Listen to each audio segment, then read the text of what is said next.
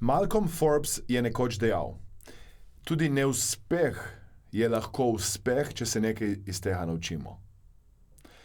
Ko pogledate na številne lekcije v življenju, napake, ki ste jih naredili do sedaj, so to lekcije in napake, ki so vas pripeljale do tega, kjer ste v tem trenutku. Ne morete spremeniti preteklosti. Vse, kar lahko je, da vplivate na sedanjost in na prihodnost. Naučite se iz napak, ne jih ponavljati in usmerite sebe v to, da ste vse, kar ste sedaj naredili, uspeli v ugotavljanju, kaj ne deluje.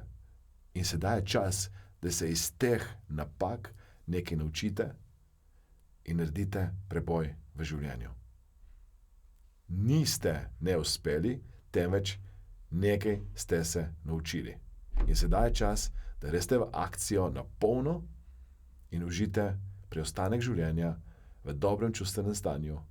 In tudi, če kdaj naredite napakico, se rečete, še ena lekcija, ne bom je več ponovil, ne bom je več ponovila in grem na polno, da užijem to življenje, ker je edino življenje, ki ga imam na voljo.